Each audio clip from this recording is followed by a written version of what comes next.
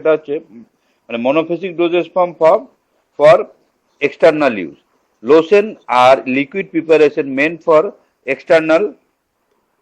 external application without friction. They are applied directed to the skin with the help of some absorbent material such as cotton wool, gauze soaked in it. Lotion may be used for local action as cooling, soothing, or protective purpose. They are generally applied for the antiseptic action. Example, calamine lotion. Alcohol is sometimes included in aqueous lotion for its cooling and soothing effect. Example, salicylic acid lotion. আচ্ছা, তাহলে লিনিমেন্টস এর ক্ষেত্রে যেটা বলছে, লিনিমেন্টসটা বলছে should be used externally with friction, আর লোশনটা বলছে should be used externally without friction. ঠিক আছে, এইবারে এক্ষেত্রে কি হয় লোশনের ক্ষেত্রে, না একটা অ্যাবজর্বেন্ট মেটেরিয়াল যেগুলো আছে সেইগুলোর সাহায্যে নিয়ে লাগাতে হয়, মানে এক্সটার্নালি সেটা অ্যাপ্লাই করতে হয়। কিন্তু লিনিমেন্টসের ক্ষেত্রে সেটা সেটা করতে না, ওটা স্প্যাচুলা বা যে কোনো স্পুন বা এরকম কোনো জিনিস দিয়ে সেটা ডাইরেক্টলি লাগানো যায়। ঠিক আছে, আর লোশনের ক্ষেত্রে কিন্তু অ্যালকোহল থাকে না। এক্সেপশনাল ইজ দেয়ার, যে এক্সেপশনাল যেমন বলেছে স্যালিসিলিক অ্যাসিড লোশন, সেক্ষেত্রে এক্সেপশনাল এই কারণেই কারণ সেখানে অ্যালকোহল কন্টেন্ট করে। আর lotion can be used in broken skin. যদি ধর কোনো একটা ব্রোকেন স্কিনে যেমন আমরা লিনিমেন্টসটা ইউজ করতে পারছি না, কিন্তু whereas lotion you can use it in broken skin, কারণ কি না এর মধ্যে কোনো অ্যালকোহল কন্টেন্ট, কোনো ইরিটেশন পারসিস্ট করে না। ঠিক আছে, সেই জন্য আর একটা টিপিক্যাল এক্সাম্পল অফ লোশন হচ্ছে সেটা হচ্ছে ক্যালামিন লোশন, যেটা বাজারে প্রচুর পরিমাণে পাওয়া যায় ক্যালামিন লোশন। সেই ক্যালামিন লোশনটা কিন্তু আমরা একটা typical example of A lotion. Next হচ্ছে যেটা যে মোনোফেসিক ডোজেস ফর্ম ফর মাউথ। মাউথে কোন কোন মোনোফেসিক ডোজেস ফর্ম ইউজ করা হয়, যেমন হচ্ছে প্রথমেই যেটা আসছে সেটা হচ্ছে গার্গেল। গার্গেল জিনিসটা কি না, গার্গেল একটা লোকালি অ্যাক্টিভ এজেন্ট, যেখানে কিছু কিছু অ্যান্টিমাইক্রোবিয়াল সাবস্টেন্স থাকে, যেটা কিনা ইউজড হয় for for for buccal infection, or rather you can say throat infection, buccal ইনফেকশনে গার্গেলটা আমরা জেনারেলি ইউজ করি। এবং এই যে গার্গেলটা they are supplied in a very concentrated form, মানে খুব কনসেন্ট্রেটেড ফর্মে এটা ডিসপেন্স করা হয়। এবং যখন এটা ইউজ করা হয়, it has been directed to dilute it with a lip warm water, মানে উষ্ণ গরম জলে মিশিয়ে তারপরে সেটাকে গার্গেলটাকে আমরা ইউজ করি। এবং মেনলি এর যেটা কাজ হয় সেটা হচ্ছে লোকাল অ্যাকশনের জন্য, যেমন বাকাল ক্যাভিটি বা থ্রোট ইনফেকশনে এটা ইউজ করা হয়। আচ্ছা, they are brought into intimate contact with the mucous membrane of the throat and are allowed to remain in contact with it for a few seconds before they are thrown out of the mouth. They are used to relieve soreness in the mild throat infection. Phenol or thymol is generally present in small concentration for its antibacterial activity. Potassium chloride is also included in gargle for its weak and stringent effect to tone up a relaxed throat. It also stimulates secretion of saliva which relieve dryness. Example, phenol gargle, potassium chloride and phenol gargle. আচ্ছা, এইবারে এর কাজটা কি, এটা mainly কি করা হয় না, নেওয়া হওয়ার পরে থ্রোটের মধ্যে গার্গেলটা যেটা একটা বাবলিং করা হয় না গলার মধ্যে, সেটা করা হয় এই কারণে, এবং কিছুক্ষণ ওটা মিউকাস মেমব্রেনের কন্ট্যাক্টে রাখা হয়। মিউকাস মেমব্রেনের কন্ট্যাক্টে এই কারণেই রাখা হয়, মিউকাস মেমব্রেনের কন্ট্যাক্টে থাকলে যে জায়গাটা ইনফেক্টেড হয়েছে সেই জায়গাটার সঙ্গে কিছুক্ষণ ওটা কন্ট্যাক্টে থাকলে যে মাইক্রোবস গুলো বা ব্যাকটেরিয়া গুলো আমার থ্রোটে মধ্যে রয়েছে সেগুলো খুব সহজেই মারা যায়, বা it is act as a bactericidal agent, বা sometime it is bacteriostatic, sometime it is bacteriocidal. এবার মেনলি যেগুলো ইউজ করা হয় সেটা হচ্ছে ফেনল হতে পারে, হ্যাঁ, তার সঙ্গে পটাশিয়াম ক্লোরাইড ইয়ে দেওয়া হয়। অনেক সময় কি হয়, এটা সেট্রিমাইড জাতীয় কিছু জিনিস দিয়েও তৈরি আছে, যদিও সেট্রিমাইড খুব পয়জনাস সাবস্টেন্স, কিন্তু খুব লো কনসেন্ট্রেশনে সেট্রিমাইডও ইউজ করা হচ্ছে আজকাল, যাতে কিনা বাকাল কোনো ইনফেকশনে সেটা ব্যবহৃত হয়। আর পটাশিয়াম ক্লোরাইড এটাকে এর সঙ্গে মিক্সড করা হয় কি জন্য না, পটাশিয়াম ক্লোরাইড মিক্সড করে এটাকে কি করে না, এটাকে পটাশিয়াম ক্লোরাইডটাকে মিক্সড করলে কি হয় না, অ্যাস্ট্রিনজেন্ট এফেক্ট এটা প্রডিউস করে, এবং যে সোরনেস অফ দ্য থ্রোট যেটা থাকে সেটা রিলিফ পাওয়া যায়। ঠিক আছে, এটা গেল গার্গেল। আচ্ছা, আরেকটা জিনিস তোদের বলতে ভুলে গেলাম, তোরা মাস্ট এটা পড়বি, লিনিমেন্টস আর লোশনের ডিস্টিংগুইশ বিটুইন, লিখে রাখ, ডিস্টিংগুইশ বিটুইন লিনিমেন্টস অ্যান্ড লোশন, এটা লিখে রাখ, ঠিক আছে। আচ্ছা, এরপরে যেটা আছে সেটা হচ্ছে mouth wash. This are the aqueous solution with a pleasant test and odor used to make clean and deodorize the buccal cavity. Generally, they are contain antimicrobial agent, alcohol, glycerin, sweetening agent, flavoring agent, and coloring agent. Mouth wash বাজারে প্রচুর পাওয়া যায়। গ্লিস্টারিন যেমন একটা নাকি একটা আছে না, নীল রঙে যেটা বিক্রি হয়, see they are the mouthwash, but they are dispensed in a কি বলবো ডাইলুটেড ফর্ম।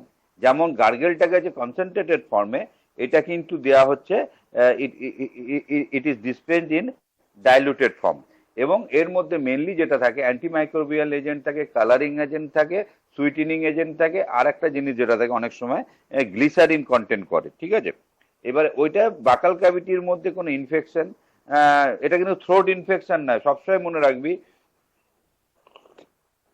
এটা মেনলি যেটা ব্যবহার করা হয় সেটা হচ্ছে বাকাল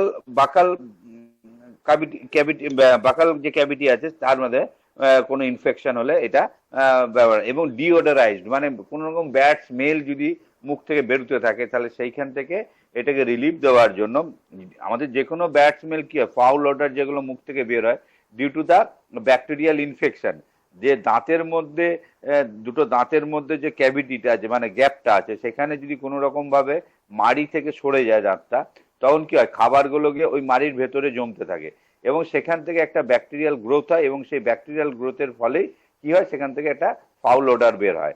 এবার আমি যদি সেটাকে মাউথ ওয়াশ দিয়ে ওয়াশ করে নিই মাউথটাকে, তাহলে কি হবে, তাহলে সেটা আর সেই ফাউল ওডারটা বেরোবে না। এরপরে যেটা আছে throat pain. Throat pain are viscous liquid prepared for use for the mouth and throat infection. Glycerin is commonly used as a base because, being a viscous, it adheres to the mucous membrane for a long period. It also provides a sweet taste to the preparation. The commonly used throat paint are boroglycerin, phenolglycerin, tannic acid glycerin, compound iodine paint, যেটাকে আমরা খুব আগে খুব পাওয়া যেত, বা আমার বাচ্চাবেলায় আমরা ইউজ করতাম, দেখেছি আমার বাবা নিয়ে আসতেন।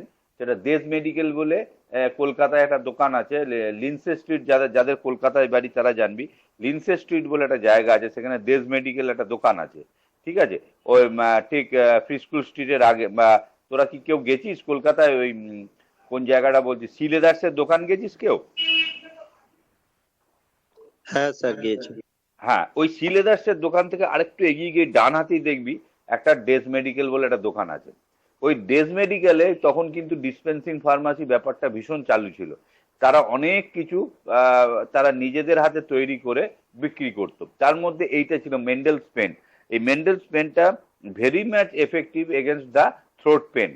আমার গলাতে প্রায় সেপটিক টনসিল ছিল, প্রায় ইনফেকশন হতো, এবং ডাক্তার সেটা লিখে দিত যে ডেজ মেডিকেল থেকে আমরা মেন্ডেলস পেন কিনে আনবেন, এবং অব্যর্থ ওষুধ, ওটা জাস্ট একটা কাঠিতে ওই কি বলে তুলো জড়িয়ে সেই তার মধ্যে ওই পেনটা লাগিয়ে, মানে ওই লিকুইডটা লাগিয়ে গলার চারপাশে ওটা লাগিয়ে দিত, এবং ম্যাজিকের মতন কাজ হতো, 2-3 দিনের মধ্যেই সমস্তটাই মানে পরিষ্কার সেরে যেত।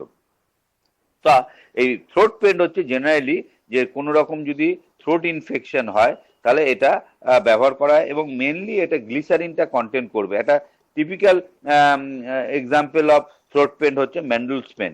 সেখানে কি থাকছে? পটাশিয়াম আয়োডাইড থাকছে, আয়োডিন থাকছে, অ্যালকোহল থাকছে, পিপারমেন্ট অয়েল থাকছে, আর গ্লিসারিন। গ্লিসারিন মাস্ট, ওটা বেস। তাহলে এই যে আয়োডিনটা নেওয়া হচ্ছে, সেই আয়োডিনটা itself act as a antiseptic or antibacterial agent. আচ্ছা, এইখানে পটাশিয়াম আয়োডাইড কেন ব্যবহার করা হয় তোরা নিশ্চয়ই জানিস, নিশ্চয়ই জানিস তো পটাশিয়াম আয়োডাইডটা কেন ব্যবহার করা হয়? why we are using potassium iodide?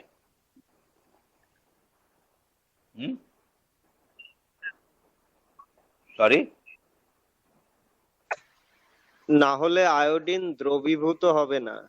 হ্যাঁ, মানে আয়োডিনটা দ্রবীভূত হবে না, তখনই দ্রবীভূত হবে যখন পলিআয়োডাইড তৈরি করে। আয়োডিনের সলিবিলিটি তখনই হয় সে যদি অন্য কোনো কম্পাউন্ডের সঙ্গে পলি আয়োডাইড ফর্ম করে, then only this substance will be dissolved in water. সেই জন্য potassium iodide as a solve, মানে ওর সলিবিলিটিটাকে এনহ্যান্স করে। কি করে? না, পলিআয়োডাইড তৈরি করে। সেই জন্য পটাশিয়াম আয়োডাইড আমরা ব্যবহার করি ইন আয়োডিন, যে কোনো আয়োডিন প্রিপারেশনে। আচ্ছা, নেক্সট হচ্ছে liquid to be instill into the body cavity. Body ক্যাভিটির মধ্যে ব্যবহার করা হয়। আচ্ছা, এবার কি আছে? প্রথমে যেটা আছে douche. Douche is a medicated solution meant for rinsing the body cavity. The word douche is often used to vaginal solution. The vaginal solution are generally called as irrigation. আচ্ছা, ডুচটা আমাদের যে কোনো ধরনের বডি ক্যাভিটি কে wash করতে, যদি কোনো foreign particle যদি আমার আমার আমার কি বলবো, কোনো বডি ক্যাভিটির মধ্যে যদি ঢুকে যায়, তখন সেটাকে আমরা রিন্স আউট করতে, ধুয়ে ফেলতে বা বার করে আনতে আমরা ডুচ ব্যবহার করি। ঠিক আছে?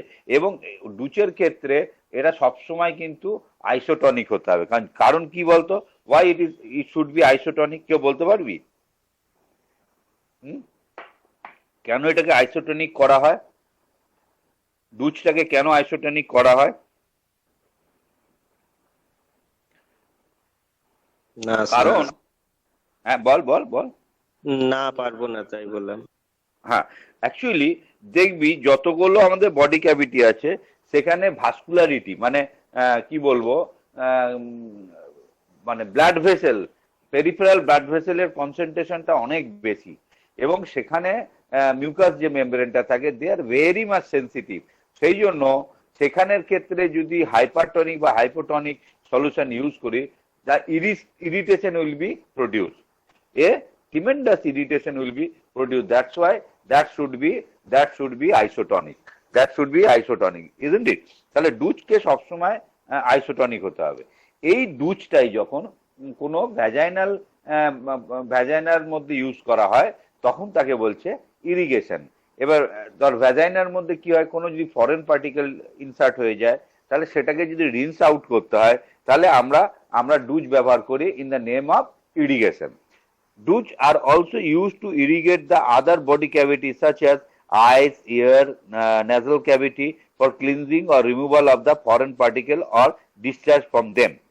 Douches are generally dispensed in a form of powder tablet with a specific direction for dissolve it in a specific quantity of warm water. They are also dispensed or concentrated solution with a direction to the dilute it as specific quantity of water before use. Vaginal douche are must be sterile. শুধু vaginal ডুচটা sterile হলে হবে না, যেটা চোখে বা নাকে ব্যবহার করবি। এখানে একটা কথা বলেনি, আইসোটনিক কথাটা বলেনি, বাট ডুচ শুড বি আইসোটনিক। নাহলে কিন্তু যে কোনো নোজ, চোখ, যেখানে দিই সেখানে কি হবে, যদি হাইপার বা হাইপো যে কোনো একটা হোক, তাহলে সেখানে কি হবে, একটা ইরিটেশন ক্রিয়েট হবে। সেই জন্য এটাকে বলা হচ্ছে সবসময় আইসোটনিক করতে হবে, এবং ওই আইসোটনিক করার জন্য করলে সেই ইরিটেশনটা হবে না। আচ্ছা, তারপর বলছে douche are generally use for the following purpose: cleansing agent, isotonic sodium chloride solution; 2 number antiseptic, যেমন mercuric chloride, potassium permanganate, lactic acid, chlorohexidine রয়েছে। অ্যাস্ট্রিনজেন্ট এক্সাম্পল হচ্ছে অ্যালাম। আচ্ছা, এই যে ডুচগুলোর মধ্যে দেখবি অ্যালামটাও কিন্তু ব্যবহার। অ্যালামটা কালকে কে যেন আমাকে একবার বললি যে অ্যালামটা অ্যান্টিসেপটিক না কি বললি না, কেউ বোধহয় কাল একজন কোয়েশ্চেন করলি, পড়েছি কিনা সুদীপ, বোধহয়। হ্যাঁ, অ্যাকচুয়ালি অ্যালার্ম কিন্তু অ্যান্টিসেপটিক নয়। আবারও বলছি, alarm is not a antiseptic, কিন্তু এর একটা প্রপার্টি হচ্ছে অ্যাস্ট্রিনজেন্ট প্রপার্টি। ঠিক আছে, এই অ্যাস্ট্রিনজেন্ট প্রপার্টিটা ইনডাইরেক্টলি অ্যাক্ট অ্যাজ এ কি হয়, they may act as a antiseptic. কিভাবে হয় না, অ্যাস্ট্রিনজেন্ট হচ্ছে যে প্রোটিন, ধর কোনো ব্যাকটেরিয়া তো প্রোটিনিয়াস ইন নেচার, সেই ব্যাকটেরিয়ার প্রোটিনটাকে সে প্রেসিপিটেট আউট করে দেয় বা ডিনেচার্ড করে দেয়, তাহলে কি হবে, সেই ব্যাকটেরিয়াটা মারা যাবে। সেই জন্য alarm may be used as a astringent, not as a antiseptic. মানে indirectly may act as an antiseptic, but it is not a antiseptic, it is a astringent। হ্যাঁ, এবং আরেকটা জিনিস হচ্ছে কোয়াগুলেন্ট, খুব ভালো। রক্ত যে ব্লিডিং যখন হয় আমাদের দাড়ি টাড়ি কাটার ফলে, সেই ব্লিডিংটাকে স্টপ করার জন্য আমরা কি করি, সেই ব্লিডিংটা স্টপ করার জন্য আমরা দেখি যে এই অ্যাস্ট্রিনজেন্টটা আমরা ব্যবহার করি।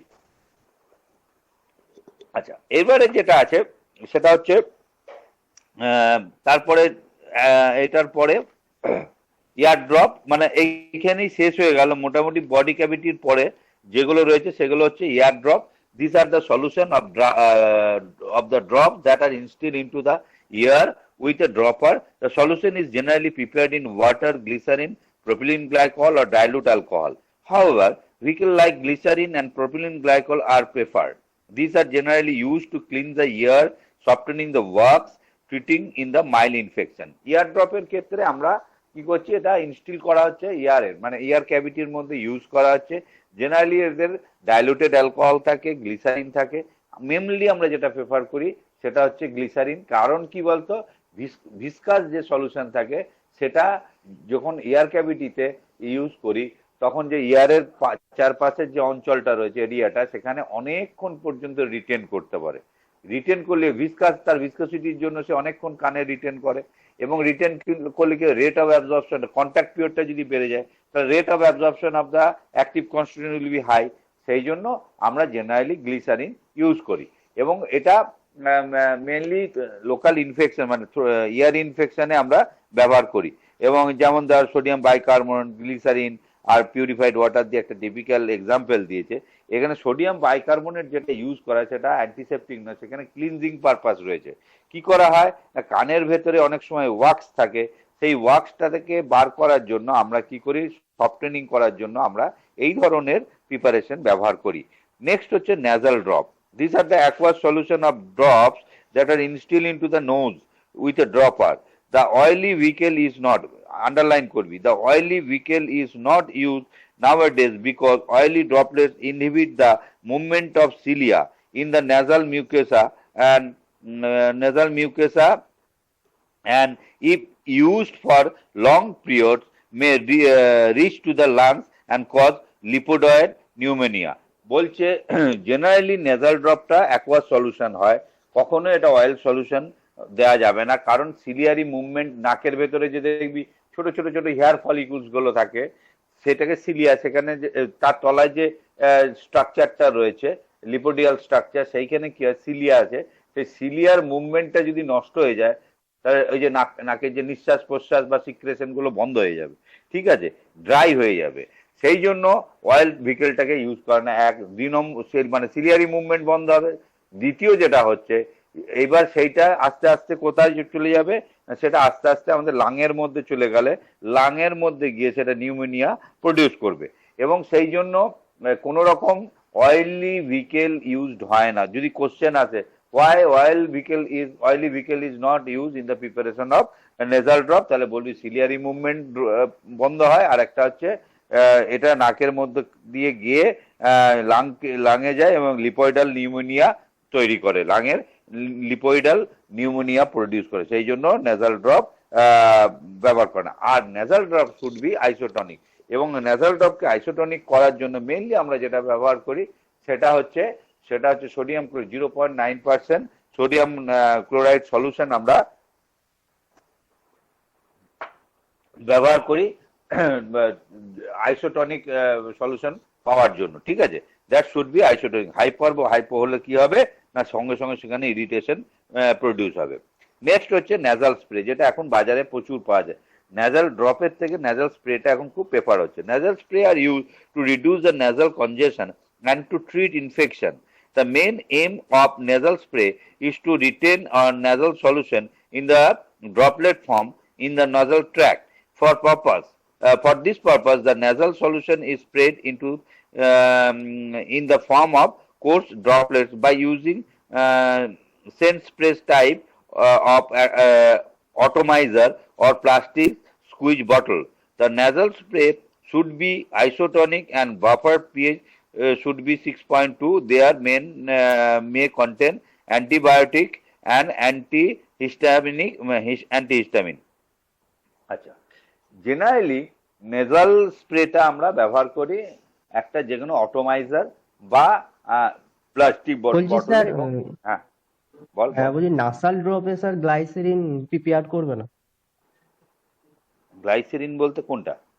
ওই নাসাল ড্রপে পিপিআর করবে না গ্লাইসেরিন? স্যার এখানে গ্লাইসেরিন মানে বলছিলেন যে 8 ড্রপে গ্লাইসেরিন পিপিআর করছে, কিন্তু স্যার নাসাল ড্রপে করবে না? না, ও না, পিপিআর করবে না, না ইয়ার ড্রপে থাকবে, ইয়ার ড্রপে থাকবে, কিন্তু এখানে যেটা নেজাল ড্রপের ক্ষেত্রে জেনারেলি গ্লিসারিন ইউজ করা হয় না বা অয়েলি ফেজ ইউজ করা হয় না। অয়েল ভিকেল মানে অয়েলের জায়গায় আমরা ব্যবহার করি হচ্ছে ওয়াটার, ঠিক আছে? হ্যাঁ, অয়েল ব্যবহার করলে কি হয়, সিলিয়ারি মুভমেন্ট বন্ধ হয়। আর একটা জিনিস হচ্ছে, সেটা হচ্ছে লিপয়েডাল নিউমোনিয়া তৈরি হয় লাংয়ের মধ্যে গিয়ে, সেই অয়েলটা গিয়ে লিপয়েডাল নিউমোনিয়া তৈরি হয়, সেই জন্য আমরা অয়েল ব্যবহার করি না। ওয়্যারএজ এয়ার ড্রপের মধ্যে কেন ব্যবহার করা হয়, কারণ গ্লিসারিন যেহেতু ভিসকাস সাবস্টেন্স, সেটা কি করে কানের ভেতরে গিয়ে অনেকক্ষণ রিটেন করে, তাহলে লোকাল অ্যাকশনটা কন্ট্যাক্ট পিরিয়ড বা কন্ট্যাক্ট টাইমটাকে বাড়িয়ে দেয়, সেই জন্য ওটাকে গ্লিসারিন ব্যবহার করা হয়, ঠিক আছে? হ্যাঁ। আচ্ছা, আর নেজাল স্প্রে, সরি বলছি নেজাল ক্যানালে অনেকে তো স্যার মাস্টার্ড অয়েল ইনহেল করে সর্দি বা ইয়ে হলে। মারাত্মক মারাত্মক বাজে জিনিস, মারাত্মক বাজে জিনিস। আগেকার যুগের লোকেরা এই যে যেটা করতো, নাকে কানে সর্ষের তেল দিত, খুব বাজে জিনিস, ভীষণ ভাবে ইনফেকশন হতো। ওটা মানুষ বুঝতে পারতো না, কিন্তু তখন মানুষ নিত। কিন্তু এখন দেখতে পাবি না কোনো মানুষের নাকে সর্ষের তেল দিচ্ছে। অনেকে বলতো না নাকে সর্ষের তেল দিয়ে ঘুমাচ্ছে, ভেরি ডেঞ্জারাস ওয়ান, এটা খুব বাজে জিনিস। কখনোই নাকের মধ্যে কি হয় কোনটা স্যার, সর্ষের তেল দিলে কি হয়? ওই তো সিলিয়ারি মুভমেন্ট বন্ধ হবে, লাস্টে লাং নিউমোনিয়া হয়ে যাবে, এবং লাং নিউমোনিয়া হলে সেটা বাঁচানো মুশকিল হয়ে যাবে, একটা হিউজ ইনফেকশন হবে লাংয়ের মধ্যে। কিন্তু আগেকার যুগের লোকেদের হতো না, কি হতো সেটা তো আমরা জানি না। অনেকের অনেক রোগ থেকে মারা যেত, তার মধ্যে 90% রোগ ডিটেক্ট হতো না, বলতো ভূতে ধরেছে, নয় দৈত্যতে ধরেছে, এই সমস্ত বলে কাটিয়ে দিত। গ্রামাঞ্চলে বেশি করে যারা পুকুরে টুকুরে চান করতো, তারা ভীষণভাবে কানে নাকে তেল দিত, একদম অবধারিত। এটা খুব ডেঞ্জারাস।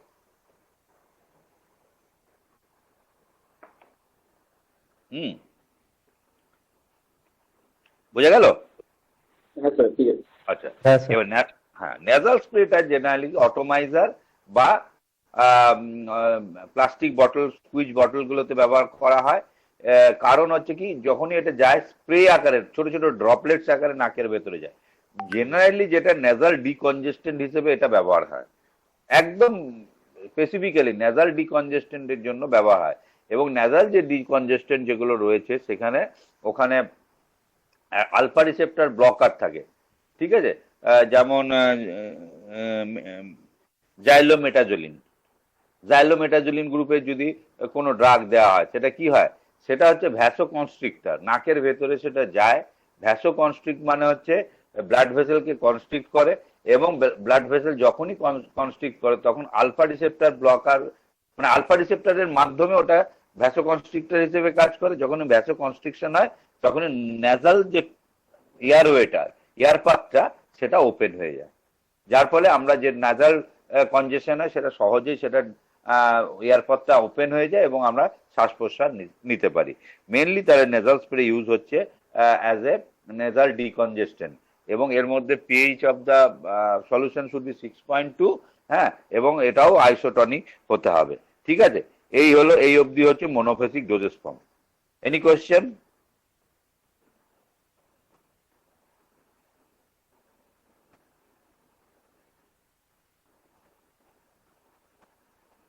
No question. আচ্ছা, কে লিখেছিলি আমাকে একটু পড়ে বলবি?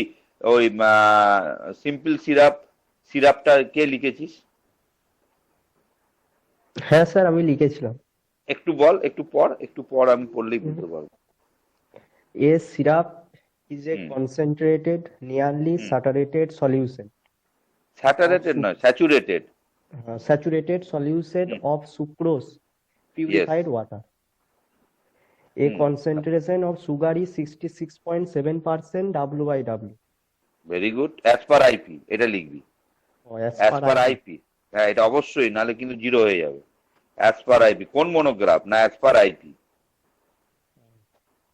The syrup are viscous sweet preparation. Hmm. The syrup containing medicinal substance are called medicated syrup. Very good. Containing aromatic and flavored substance are known as flavored syrup.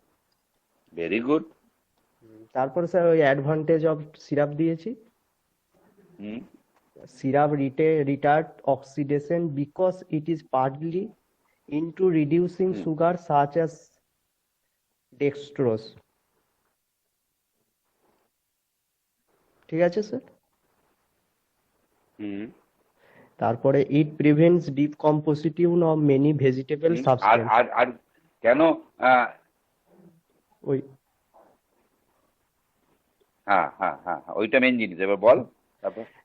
সেই many জন্য vegetable syrup একটা যে self preservative, এতে কোনো preservation. তারপরে হচ্ছে বল। syrup have high osmotic pressure which prevent growth and bacteria. Osmotic না, osmotic. Osmotic pressure, which O S, prevent অস।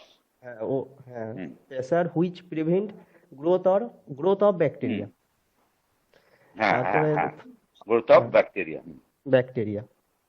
তারপরে fungi and which are the chief causes of decomposition in solution of vegetable matter. হুম। তারপরে sir method দিয়েছি। বলো method, কি Add- method দিয়েছো?